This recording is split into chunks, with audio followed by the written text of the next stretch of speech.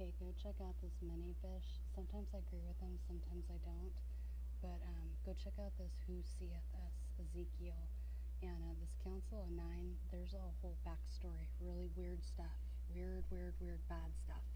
Go check that out. And what is he talking about here? UN General Assembly poses tricky security challenge as world's leaders descend on New York.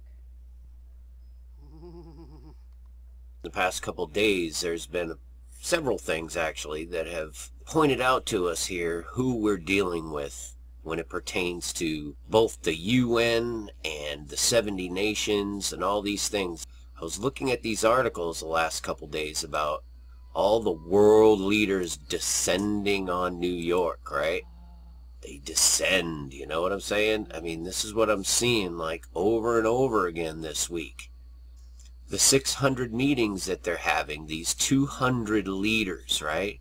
So 200 leaders descend on New York for UN General Assembly. 200 descend. Same exact thing we find in Enoch and in Genesis 6.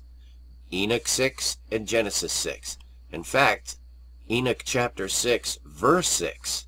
And they were, in all, 200. And they came down on Ardus, which is the summit of Mount Hermon.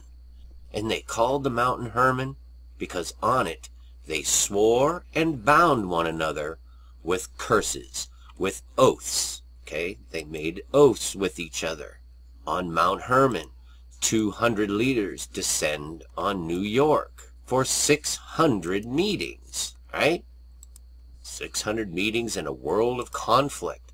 Okay, now in Jerusalem, the 70 nations are working to push the Noahide laws. And Noah, the flood of Noah, had to happen in order for God to start over, essentially, and be rid of all the corruption that the 200 had caused. And now 200 leaders are descending on New York for the UN, which happens to have an outpost on the very summit of Mount Hermon. You cannot make this stuff up. Mount Hermon, the UN, look at this, the United Nations, is the highest permanently manned UN position in the world, known as the Hermon Hotel, at 9,232 feet.